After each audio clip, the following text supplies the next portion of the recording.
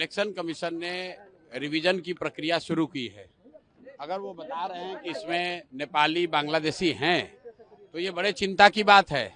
अभी 1-1.5 साल पहले पार्लियामेंट का चुनाव हुआ है। मोदी जी उसी इलेक्टोरल रोल से चुनकर प्रधानमंत्री बने हैं। तो क्या इलेक्शन कमीशन ये मान रहा है, स्वीकार कर रहा है कि जिस इलेक्टोरल रोल से लोकसभा का चुनाव हुआ उसमें बहुत सारे बांग्लादेशी या दूसरे गैर कानूनी लोग वहां पर उस इलेक्टोरल रोल में हैं? तो नीतीश सरकार को जवाब देना चाहिए कि ऐसे लोगों को बिहार में आकर रहने का, यहाँ के सुविधाओं का फायदा उठाने का, यहाँ वोट देने का अधिकार उनकी सरकार के रहते कैसे संभव हो पाया है।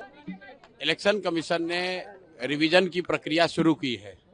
अगर वो बता रहे हैं कि इसमें नेपाली बांग्लादेशी हैं तो ये बड़े चिंता की बात है, क्योंकि इसी इलेक्टोरल रोल से अभी 1-1.5 साल पहले पार्लियामेंट का चुनाव हुआ है। मोदी जी उसी इलेक्टोरल रोल से चुनकर प्रधानमंत्री बने हैं। तो क्या इलेक्शन कमीशन ये मान रहा है, स्वीकार कर रहा है कि जिस इलेक्टोरल रोल से लोकसभा का चुनाव हुआ उसमें बहुत सारे बांग्लादेशी या दूसरे गैर कानूनी लोग वहां पर उस इलेक्टोरल रोल में हैं? और दूसरी जो बड़ी बात है कि अगर ये लोग बिहार में आके रह रहे हैं तो बिहार में तो भाजपा की, नीतीश की ही सरकार है।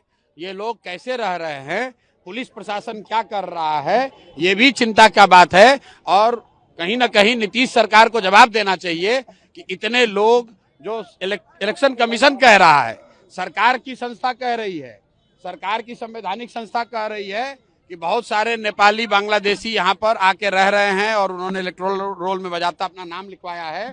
तो नीतीश सरकार को जवाब देना चाहिए कि ऐसे लोगों को बिहार में आकर रहने का, यहाँ के सुविधाओं का फायदा उठाने का, यहाँ वोट देने का अधिकार उनकी सरकार के रहते कैसे संभव हो पाया है। आरोप लगाया है कि जो सुप्रीम कोर्ट का आदेश था उसको इलेक्शन कमीशन फॉलो नहीं कर रहा है। देखिए, तेजस्वी यादव क्या कह रहे हैं, नहीं कर रहे हैं, उसका कोई बहुत महत्व नहीं है।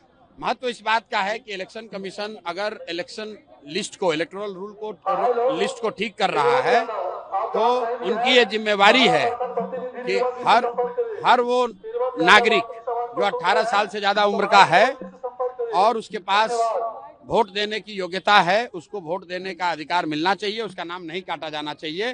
तेजस्वी यादव क्या कह रहे हैं, प्रशांत किशोर क्या कह रहे हैं, इसका महत्व नहीं है। महत्व इस बात का है कि जो भी वोट देने की योग्यता रखता है उसको वोट देने का अधिकार होना चाहिए, उसको वोट देने का मौका देना चाहिए। सम्राट चौधरी ने कहा है कि बिहार में लॉ एंड ऑर्डर की स्थिति बिल्कुल ठीक है, आपसी मतभेद के कारण ये हत्याएं हो रही है। सम्राट चौधरी, लॉ एंड ऑर्डर पर सम्राट चौधरी का बोलना ऐसे ही है जैसे मैं क्वांटम फिजिक्स पे अगर कुछ बोलने लगूं। भाई, सम्राट चौधरी को लॉ एंड ऑर्डर का क्या समझ है?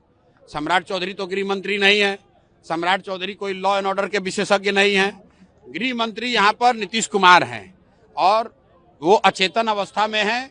उनकी बुद्धि और उनका मानसिक और शारीरिक स्थिति ऐसा नहीं है कि उनको पता चले। सरकार का इकबाल खत्म हो गया है, जिसको जो मन आ रहा है वो कर रहा है। पूरे सरकार को 3-4 अधिकारी और 4-5 उगाही मंत्री चला रहे हैं, इसीलिए पूरे बिहार में ये दुर्दशा की स्थिति है।